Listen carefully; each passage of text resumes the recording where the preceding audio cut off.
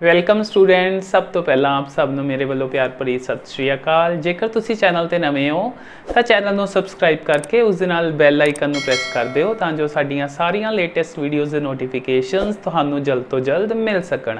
ਅੱਜ ਅਸੀਂ 10th class ਦਾ 6th chapter ਹੈ ਜੋ ਟ੍ਰਾਇੰਗਲਸ ਯਾਨੀ ਕਿ ਤ੍ਰਿਭੁਜਾਂ, ਉਸ ਦੇ ਅੰਡਰ ਇੱਕ ਬਹੁਤ ਜ਼ਿਆਦਾ ਇੰਪੋਰਟੈਂਟ ਥਿਓਰਮ ਥੇਲਸ ਥਿਓਰਮ ਨੂੰ ਕਰਨ ਜਾ ਰਹੇ ਹਾਂ।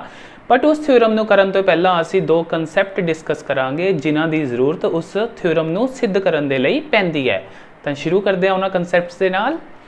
ਹਾਂਜੀ, ਆਪਣੇ ਕੋਲ ਪਹਿਲਾ ਕਨਸੈਪਟ ਜਿਹੜਾ ਆ ਰਿਹਾ ਉਹ ਹੈ ਇੱਕੋ ਆਧਾਰ ਅਤੇ ਸਮਾਂਤਰ ਰੇਖਾਵਾਂ ਦੇ ਇੱਕ ਹੀ ਜੋੜੇ ਵਿੱਚ ਸਥਿਤ ਤ੍ਰਿਭੁਜਾਂ ਦੇ ਖੇਤਰਫਲ। ਇੱਥੇ ਡਾਇਗਰਾਮ ਦੇ ਵਿੱਚ ਆਪਾਂ ਦੋ ਟ੍ਰਾਇੰਗਲਸ ਬਣਾ ਰੱਖੇ ਨੇ ਜਿਹੜੇ ਕਿ ਸਮਾਂਤਰ ਰੇਖਾਵਾਂ ਦੇ ਵਿੱਚ ਸਥਿਤ ਨੇ ਤੇ ਉਹਨਾਂ ਦਾ ਆਧਾਰ AB ਹੈ ਜਿਹੜਾ ਹੈ ਉਹ ਹੈ ਸੇਮ ਯਾਨੀ ਇੱਕੋ ਹੈ। ਤੇ ਹੁਣ ਆਪਾਂ ਦੇਖਾਂਗੇ ਕਿ ਇਸ ਤਰ੍ਹਾਂ ਦੀਆਂ ਜਿਹੜੀਆਂ ਤ੍ਰਿਭੁਜਾਂ ਹੁੰਦੀਆਂ ਇੱਕੋ ਆਧਾਰ ਵਾਲੀਆਂ ਤੇ ਸਮਾਂਤਰ ਰੇਖਾਵਾਂ ਦੇ ਇੱਕ ਹੀ ਜੋੜੇ ਵਿੱਚ ਜਿਹੜੀਆਂ ਸਥਿਤ ਹੁੰਦੀਆਂ ਨੇ ਉਹਨਾਂ ਦੇ ਖੇਤਰਫਲਾਂ ਦੇ ਵਿੱਚ ਕੀ ਸੰਬੰਧ ਹੁੰਦਾ ਹੈ। ਹਾਂਜੀ, ਪਹਿਲਾਂ ਆਪਾਂ ਨਿਕਾਲਦੇ ਹਾਂ ਟ੍ਰਾਇੰਗਲ ABC ਦਾ ਖੇਤਰਫਲ। ਤ੍ਰਿਭੁਜ ABC ਦਾ ਖੇਤਰਫਲ। ਹਾਂਜੀ, ਖੇਤਰਫਲ ਦਾ ਕਿਸੇ ਟ੍ਰਾਇੰਗਲ ਦਾ ਏਰੀਆ ਹੁੰਦਾ 1/2 ਗੁਣਾ ਆਧਾਰ गुणा ऊंचाई। सो इत्थों अपने कोल 1/2 गुणा आधार आएगा अपने कोल AB ते ऊंचाई की गल करिए तो आपां की करते हैं इत्थों परपेंडिकुलर यानी कि लंब खिंच लेने आ। जदों आपां लंब खिंचांगे तो यह अपने कोल इसकी ऊंचाई बन जाएगी H ਤੇ ਉਚਾਈ ਦੀ ਜਗ੍ਹਾ ਤੇ ਫਿਰ ਆਪਾਂ H ਹੀ ਵਰਤ ਲੈਂਦੇ ਆ। ਸੋ ਆਪਣੇ ਕੋਲ ਤ੍ਰਿਭੁਜ ABC ਦਾ ਖੇਤਰਫਲ ਆ ਗਿਆ 1/2 ਗੁਣਾ AB ਗੁਣਾ H। ਹੁਣ ਆਪਾਂ ਨਿਕਾਲਦੇ ਆ ABD ਟ੍ਰਾਇੰਗਲ ਦਾ ਖੇਤਰਫਲ। ਤ੍ਰਿਭੁਜ ABD ਦਾ ਖੇਤਰਫਲ ਹਾਂਜੀ ਉਹ ਵੀ 1/2 ਗੁਣਾ ਆਧਾਰ ਗੁਣਾ ऊंचाई के अकॉर्डिंग अपने को मिलेगा 1/2 गुणा आधार। तो इसका भी उही है जो पहली त्रिभुज का सी। सो इत्थे भी अपने को AB आ जाएगा तो इसकी ऊंचाई है जिहड़ी, क्योंकि आप देख सकते हैं जिहड़ी D है यानी कि इस ट्राइंगल का जिहड़ा शिखर है वह C वाली लाइन के उत्ते ही है। इट मीनस इस दे विच जिहड़ी हाइट होएगी अपने कोल वो भी सेम ही होएगी क्योंकि दो समांतर रेखावां विचली जिहड़ी दूरी हुंदी है वो हुंदी है बराबर। सो ये भी H ही होएगी।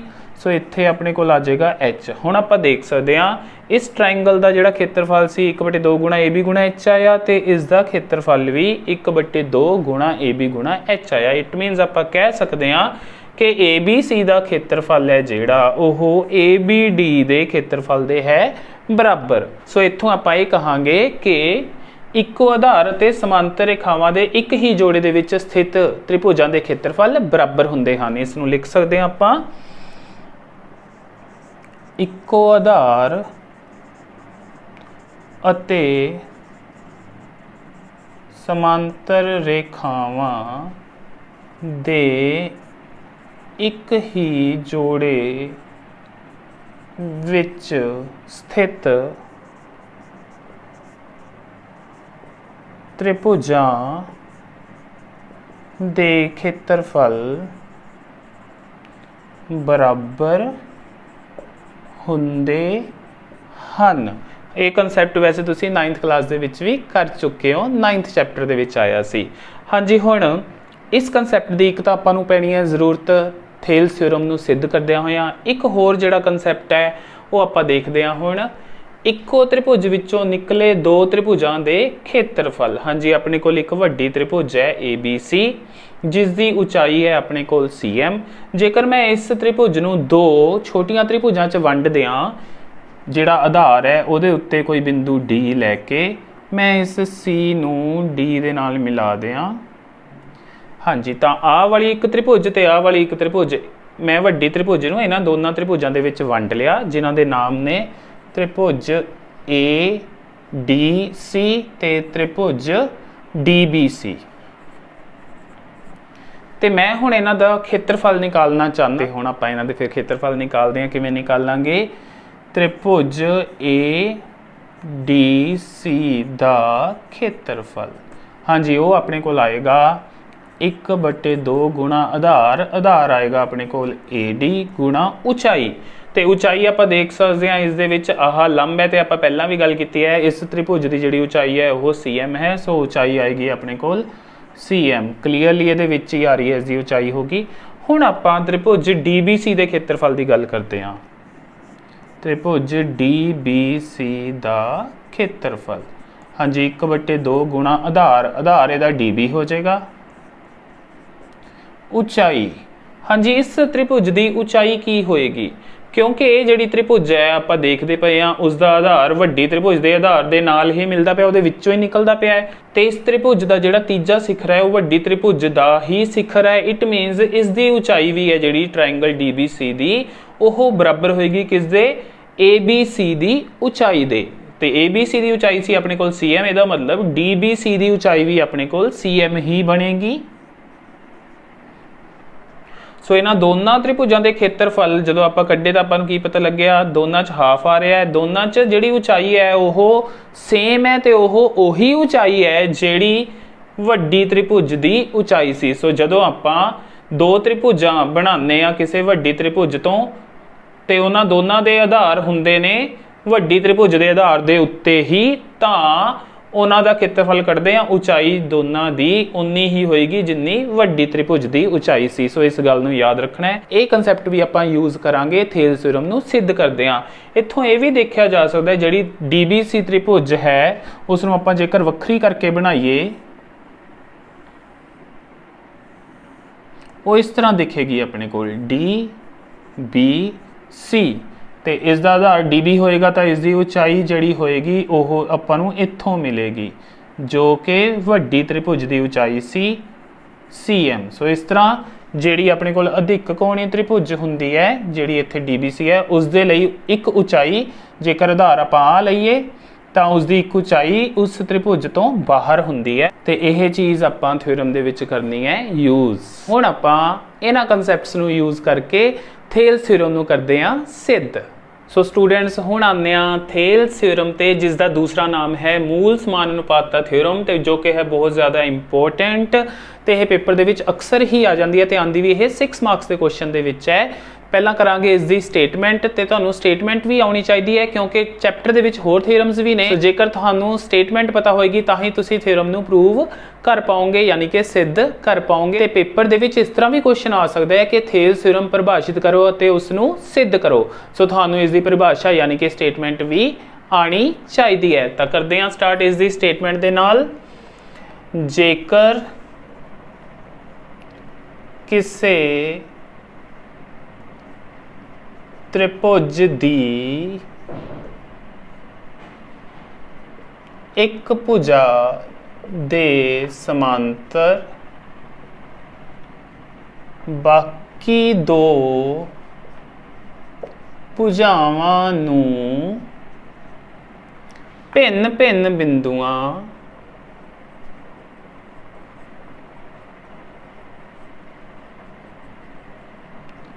ते कटदी एक रेखा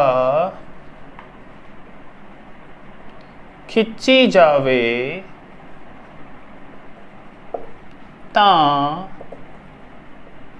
बाकी दो भुजावां एक ही अनुपात विच वंडियां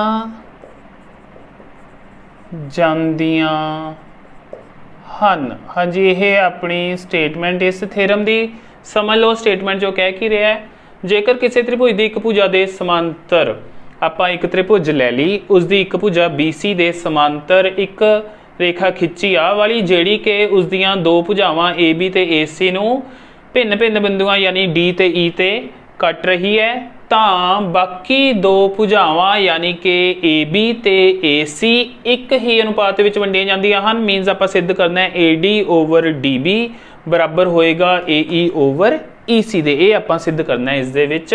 हाँ जी पहला लिखदे हां दिता है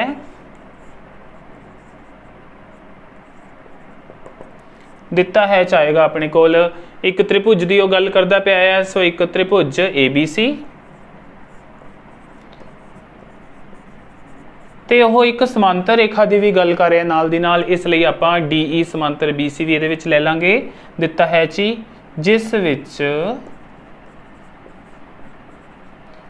DE समांतर BC है। हाँ जी, ये अपना दिता है आ गया। हुण लिखते हैं सिद्ध करना मीनस शो की करना चाहते हैं आप इस दे विच AD ओवर DB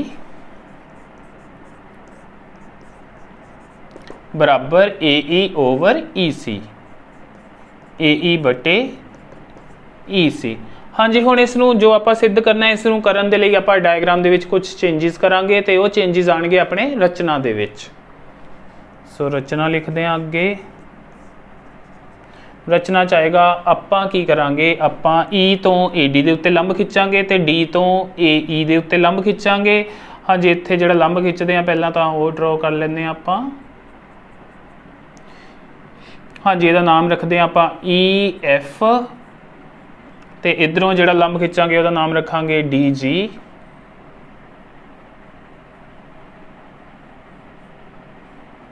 ये DG लंब हो गया ते आपां मिलावांगे B नूं E दे नाल।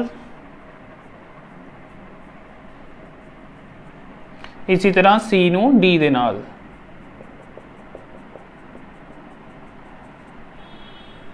सो इत्थे सारा लिखदे हां EF लंब AD कोमा DG लंब AE खिच्चे ते आपां B नूं E नाल ते C नूं D नाल मिलाया। B कोमा E अते C कोमा D नूं मिलाया। हाँ जी, इन्ना काम अपना रचना च हो गया। हुण आपां इसदा जिहड़ा सबूत है वो देवांगे। देखते हैं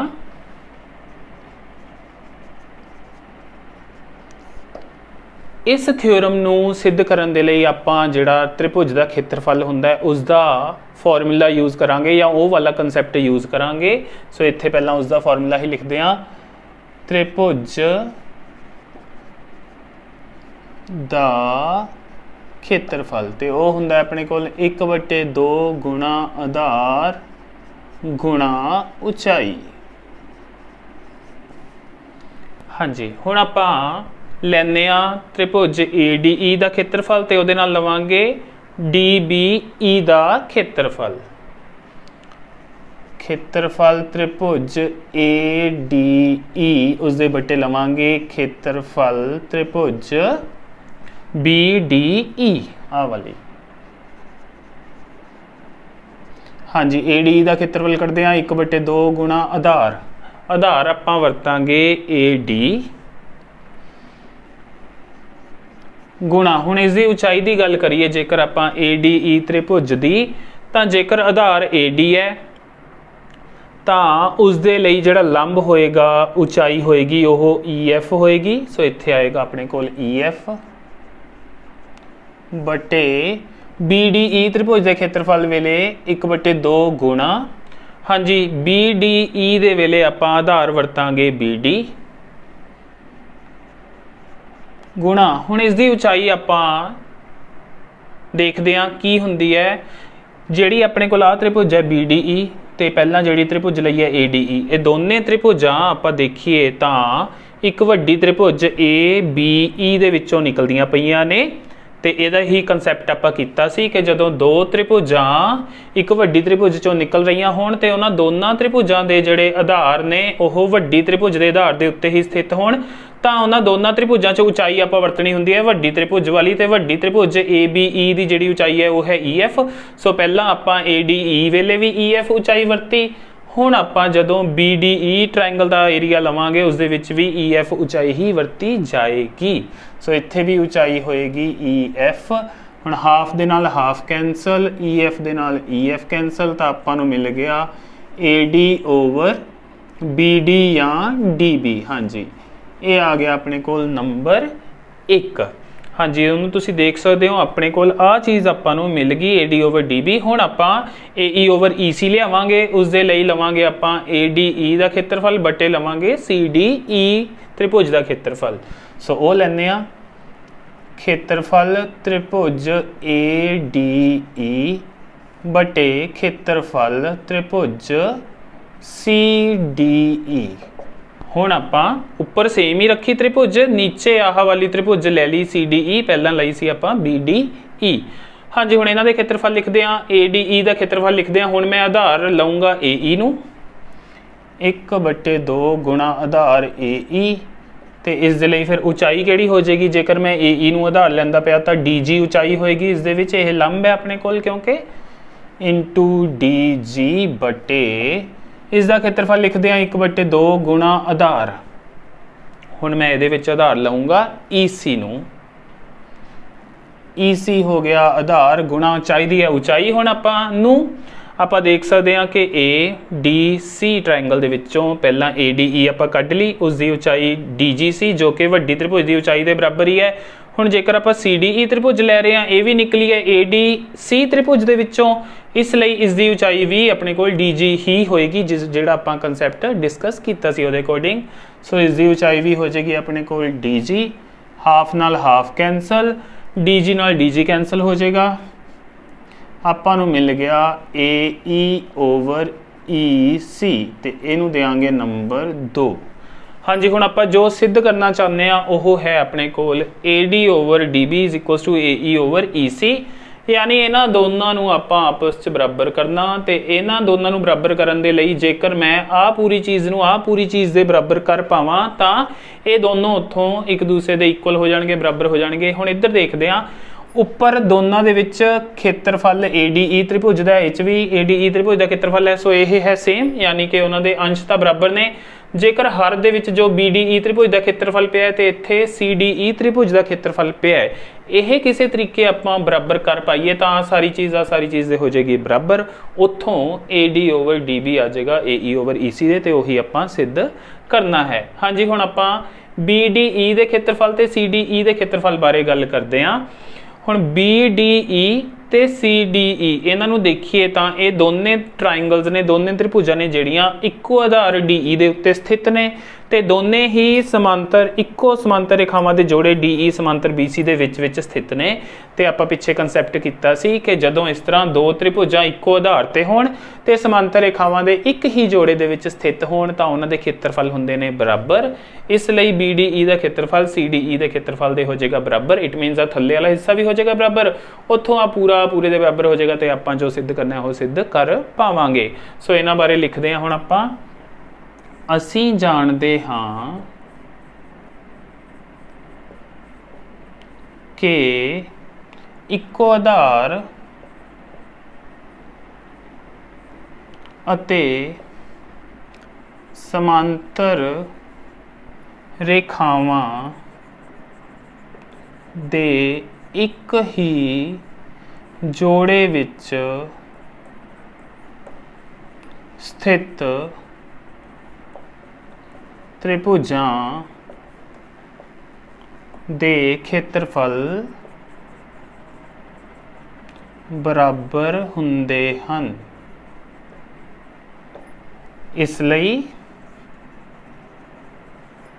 खेत्रफल त्रिभुज BDE बराबर होएगा खेत्रफल त्रिभुज CDE, ते इहनूं देंगे नंबर 3। हाँ जी हुण आपां ये शो कर दिता कि इन्हां दे खेत्रफल बराबर ने। सो आ चीज़ इहदे बराबर होगी, उपर वाले पहलां ही बराबर ने, इहदा मतलब आ सारा इहदे बराबर हो गया, तो उत्थों अपने कोल आह इहदे बराबर हो जाएगा। सो लिखांगे 1 2 ते 3 तो 1 2 अते 3 तो AD/DB = AE/EC, तो यही आप सिद्ध करना सी। सो ये इत्थे लिख देंगे सिद्ध हो गया। सो इस दे नाल अपनी जिहड़ी थ्योरम है वह होगी प्रूव, वह होगी सिद्ध। एक बार दोबारा तो देख लैंदे आ कि आपां नूं की सिद्ध करन लई कहा गया सी ते आपां किवें उस नूं सिद्ध कीता। हाँ जी अपने कोल सी जेकर किसी त्रिभुज की एक भुजा के समांतर त्रिभुज की एक भुजा के समांतर कोई लाइन बाकी दो भुजावां नूं कटदी पई है वख-वख बिंदुआं ते, तां ओह ਦੋਨੇ ਭੁਜਾਵਾਂ ਨੇ ਜਿਹੜੀਆਂ ਉਹ ਇੱਕ ਹੀ ਅਨੁਪਾਤ ਵਿੱਚ ਵੰਡੀਆਂ ਜਾਣਗੀਆਂ, ਯਾਨੀ AD/DB ਬਰਾਬਰ AE ਓਵਰ EC ਹੋਏਗਾ ਉਸ ਕੇਸ ਦੇ ਵਿੱਚ। ਇਸ ਦੇ ਲਈ ਆਪਾਂ ਰਚਨਾ ਕੀਤੀ ਖੁਦ ਤੋਂ, ਇੱਧਰ ਲੰਬ ਖਿੱਚਿਆ, ਇੱਧਰ ਵੀ ਲੰਬ ਖਿੱਚਿਆ ਤੇ ਇੱਧਰ C ਨੂੰ D ਨਾਲ ਤੇ B ਨੂੰ E ਨਾਲ ਆਪਾਂ ਮਿਲਾਇਆ। ਫਿਰ ਆਪਾਂ ਇਸ ਥਿਊਰਮ ਨੂੰ ਸਿੱਧ ਕਰਨ ਦੇ ਲਈ ਤ੍ਰਿਭੁਜ ਦੇ ਖੇਤਰਫਲ ਦਾ ਕਨਸੈਪਟ ਯੂਜ਼ ਕੀਤਾ। ਉੱਥੋਂ ਆਪਾਂ ਪਹਿਲਾਂ ਲਿਆ ਤ੍ਰਿਭੁਜ ADE ਦਾ ਖੇਤਰਫਲ, ਉਹਦੇ ਥੱਲੇ ਲਿਆ ਤ੍ਰਿਭੁਜ BDE ਦਾ ਖੇਤਰਫਲ ਤੇ ਉਸ ਤੋਂ ਬਾਅਦ ਆਪਣੇ ਕੋਲ ਉਹਨਾਂ ਦੇ ਫਾਰਮੂਲੇ ਲਗਾ ਕੇ ਆਪਾਂ ਨੂੰ AD/DB ਮਿਲ ਗਿਆ। ਦੂਜੇ ਪਾਸੇ ਫਿਰ ADE/CDE ਦਾ ਖੇਤਰਫਲ ਲਿਆ ਤੇ ਉੱਥੋਂ ਆਪਣੇ ਕੋਲ ਫਾਰਮੂਲੇ ਲਗਾ ਕੇ ਕਟਿੰਗ ਕਰਕੇ AE ਓਵਰ EC ਮਿਲ ਗਿਆ। ਫਿਰ ਆਪਾਂ BDE ਤੇ CDE ਦੋਨੇ ਤ੍ਰਿਭੁਜਾਂ ਇੱਕੋ ਆਧਾਰ ਤੇ ਸਮਾਂਤਰ ਰੇਖਾਵਾਂ ਦੇ ਇੱਕ ਹੀ ਜੋੜੇ ਵਿੱਚ ਸਥਿਤ ਸੀ, ਉੱਥੋਂ ਇਹਨਾਂ ਦੇ ਖੇਤਰਫਲ ਕੀਤੇ ਬਰਾਬਰ। ਉੱਥੋਂ ਆਪਣੇ ਕੋਲ 1, 2 ਅਤੇ 3 ਨੂੰ ਵਰਤ ਕੇ AD/DB ਬਰਾਬਰ ਆ ਗਿਆ AE ਓਵਰ EC ਦੇ, ਤੇ ਉਹੀ ਆਪਾਂ ਸਿੱਧ ਕਰਨਾ ਸੀ। ਸੋ ਸਟੂਡੈਂਟਸ, ਮੈਨੂੰ ਉਮੀਦ ਹੈ ਜੋ ਅੱਜ ਆਪਾਂ ਥੇਲਸ ਥਿਊਰਮ ਸਿੱਧ ਕੀਤੀ ਹੈ ਉਹ ਤੁਹਾਨੂੰ ਚੰਗੀ ਤਰ੍ਹਾਂ ਸਮਝ ਆ ਗਈ ਹੋਏਗੀ। ਫਿਰ ਵੀ ਕੋਈ ਪ੍ਰੋਬਲਮ ਹੋਈ ਤਾਂ ਤੁਸੀਂ ਮੈਨੂੰ ਕਮੈਂਟ ਸੈਕਸ਼ਨ ਦੇ ਵਿੱਚ ਜਾ ਕੇ ਪੁੱਛ ਸਕਦੇ ਹੋ। ਵੀਡੀਓ ਚੰਗੀ ਲੱਗੀ ਹੋਈ ਤਾਂ ਇਸ ਨੂੰ ਲਾਈਕ ਕਰੋ ਤੇ ਆਪਣੇ ਹੋਰ ਫਰੈਂਡਸ ਤੇ ਸਟੂਡੈਂਟਸ ਦੇ ਨਾਲ ਸ਼ੇਅਰ ਜ਼ਰੂਰ ਕਰੋ। ਤੇ ਵੀਡੀਓ ਨੂੰ ਲਾਸਟ ਤੱਕ ਦੇਖਣ ਲਈ ਤੁਹਾਡਾ ਸਾਰਿਆਂ ਦਾ ਥੈਂਕਸ।